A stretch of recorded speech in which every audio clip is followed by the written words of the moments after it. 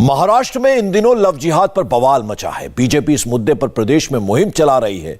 इस बीच टूरिज्म मंत्री ने यह कह के हंगामा खड़ा कर दिया कि पूरे राज्य में 1 लाख लव जिहाद के मामले हैं। समाजवादी पार्टी से झूठा आंकड़ा करार दे रही है। पार्टी ने तो विशेषाधिकार हनन का नोटिस दिया है। उनका सवाल है कि संख्या आई कहां से। वहीं आज विधानसभा परिसर में बीजेपी के नीतेश राणे और समाजवादी विधायक अबू आजमी भिड़ गए।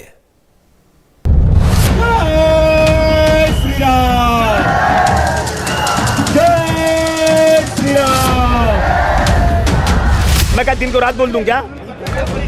1 लाख लव जिहाद मतलब 1 लाख मुस्लिम लड़कों ने हिंदू शादी किया है। बात कर रहे हैं आज तक पूरे भारतवर्ष में एक मुस्लिम समाज का कोई व्यक्ति आपको नहीं मिलेगा जो ये कहेगा जाओ मुसलमानों हिंदू शादी करो। और यहाँ पर मैं हजारों लोग दिखाऊंगा जो कहेंगे बेटी बचाओ और बहू लाओ के नाम से लाओ मुस्लिम लड़कियों को 2-2 लाख रुपए देंगे। मैं आपको दिखाता हूँ स्टेटमेंट। उल्टा चोर कोतवाल को डांटे। लोग इस देश में हिंदुओं के बीच में मुसलमानों की इमेज को खराब करके इस देश को बर्बाद करना चाहते हैं।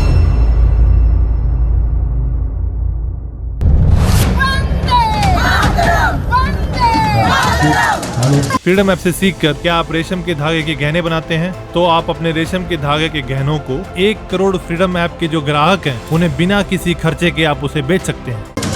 हेलो, तुम सच क्यों नहीं बोलते कि मेरा नाम आमिर है, मैं शादी के बाद में आमिर रहने वाला हूँ? ऐसा बोलो, किसी को कोई ऐतराज नहीं है इस पे।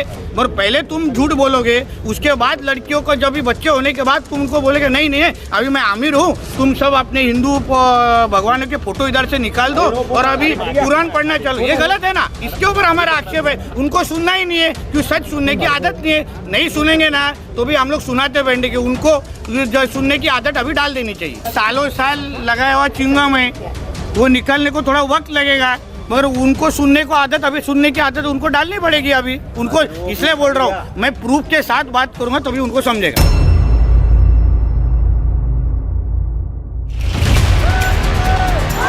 लव जिहाद के खिलाफ रैली सड़कों पर और लव जिहाद पर जबानी तू-तू में विधानसभा परिसर में। जी हां, विधायक नीतेश राणे आजकल बीजेपी के हिंदुत्व पोस्टर बॉय बने हुए। मंगलवार को उनकी समाजवादी पार्टी के अबू आसिम आजमी से विधानसभा के एंट्री गेट पर कहासुनी हो गई। विधानसभा में विधायकों की छींटाकशी तो आपने खूब देखी सुनी होगी, मगर बाहर हुई ये तल्ख बातचीत कैमरे पर रिकॉर्ड हो गई। अबू आजमी के मुताबिक लव जिहाद का सारा शोर दरअसल झूठ है, जिसे नीतेश सही ठहरा रहे थे और अबू आजमी को चैलेंज कर रहे थे। आप भी सुनिए। चलो मेरा चैलेंज है कि आज देखने के बाद सब आप बोलना पड़ेगा कि लव जिहाद होता है। मेरा चैलेंज है सर, आज चैलेंज भी कर दो। चलो आज तारीख और टाइम बता, मैं लेके जाता हूँ। मैं घर से आपको पिकअप कर दो, लेके जाता हूँ। मैं आपको 10,000 रुपये लेके बोल दे यार, कोई किसी को प्रॉब्लम नहीं है। अगर ये साथ दुआ कीजिए कि हमने प्यार के रिश्ते रहे कायम। ये आप बोलते हैं मगर बाकी के लोग बताइए क्या करते हैं। अबू आजमी सोच को सांप्रदायिक सियासत करार दे रहे थे और उन्होंने जन आक्रोश रैली निकालने वालों को बहस का चैलेंज दे दिया, जबकि नीतेश राणे का कहना था कि मुस्लिम पक्ष के लोग आएंगे ही नहीं।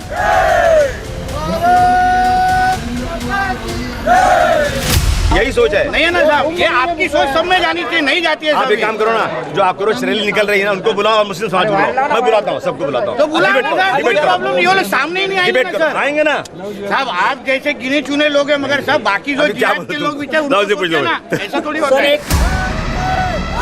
आइए अब इस मामले को समझने की कोशिश करिए। बीजेपी समर्थित एक हिंदूवादी धड़ा आजकल महाराष्ट्र में जन आक्रोश रैलियां निकाल रहा है।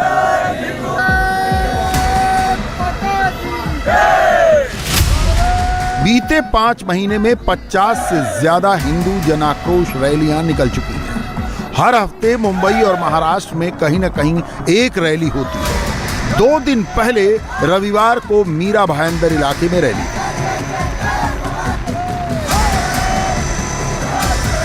मीरा रोड का पूरा इलाका मुस्लिम डोमिनेंट माना जाता है, जबकि भाईंदर में ज्यादातर हिंदू, मराठी और गुजराती समुदाय रहता है।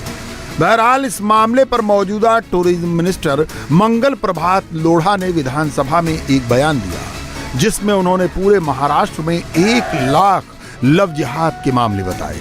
इसके जवाब में समाजवादी पार्टी उनके खिलाफ विशेषाधिकार हनन का प्रस्ताव ले आई। पार्टी पूछ रही है कि आखिर उनके पास ये आंकड़ा कहां से आया। सरकारी आंकड़ा तो महज कुछ हजार इंटर रिलीजियस शादियों का है, जिसमें मुसलमान ही नहीं क्रिश्चियन और बौद्ध भी शामिल हैं। अब मैंने उनको पूछा है कि वो आंकड़े रखिए, सही वक्त आज है और अभी है। पूरे सभागृह ने कई बार उनको कहा कि आप आके खुलासा कीजिए, वो क्यों नहीं आ रहे, क्यों खुलासा नहीं कर रहे हो।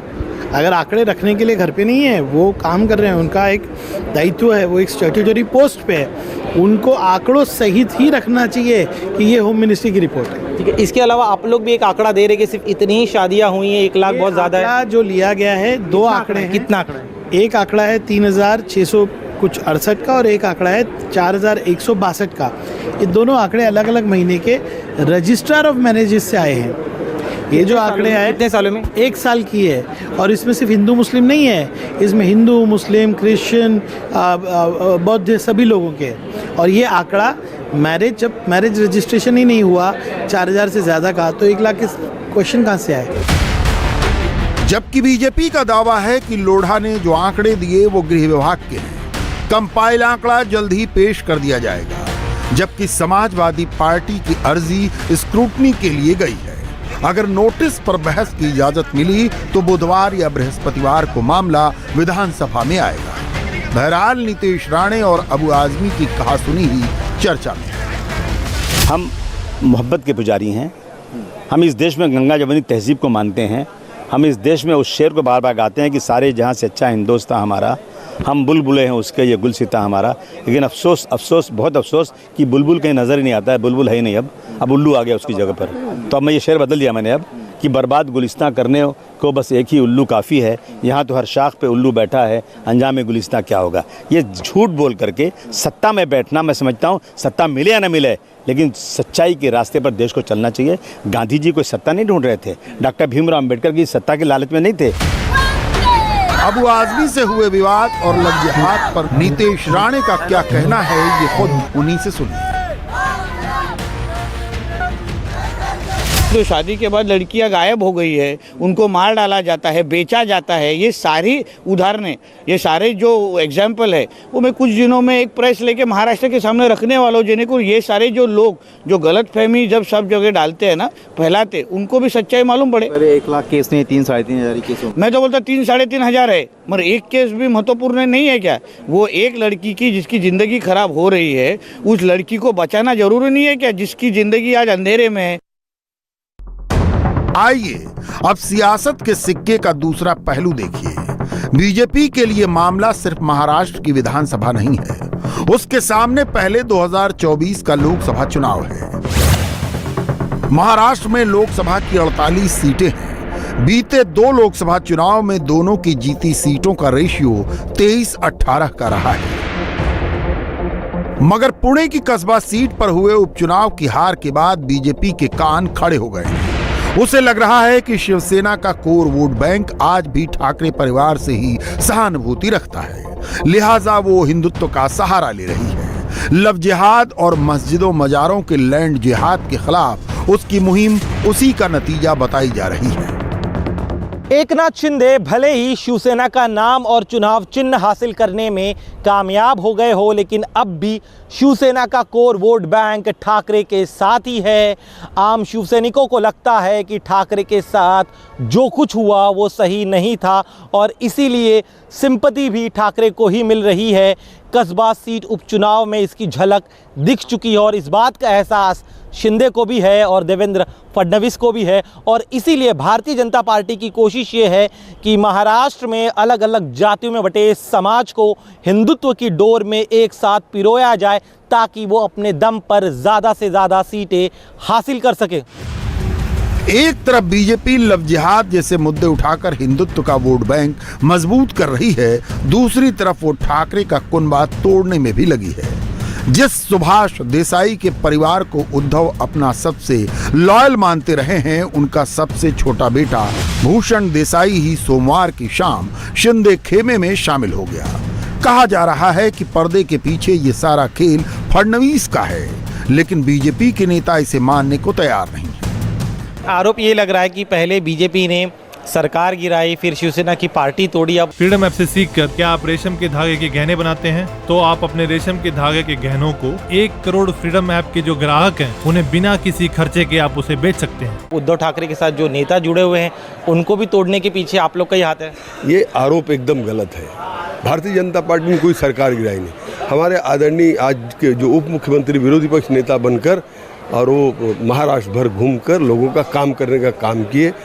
हम विपक्ष में बैठे यहाँ पर, उनके ही 40 लोगों ने पार्टी से अलग हुए, क्योंकि उन्हें लगा कि जो नैसर्गिक युति थी हमारी, आज 15 साल से 20 साल से सर सेनापति हिंदू हृदय सम्राट बाला साहब ठाकरे ने जो युति किया था, उस युति को तोड़कर ये कांग्रेस और राष्ट्रवादी के साथ जाकर ये काम करने का काम किए थे। इसलिए वो लोग अलग हुए, न कि भारतीय जनता पार्टी के साथ वो आना चाहते हैं। भारतीय जनता पार्टी साथ में लेकर उनके साथ काम कर रही। फिलहाल महाराष्ट्र की सियासी चतुरंग में चालें एक के बाद एक चली जा रही हैं। यहाँ सवाल केवल राजनीतिक गुणागणित का नहीं, भावनाओं का भी है। जिसे जीतना है उसे राज्य की सियासी संवेदना को भी समझकर चलना होगा। इंडिया टीवी हर वक्त हर जगह डाउनलोड करने के लिए सर्च करें India TV news Google play store या ऐप स्टोर पर।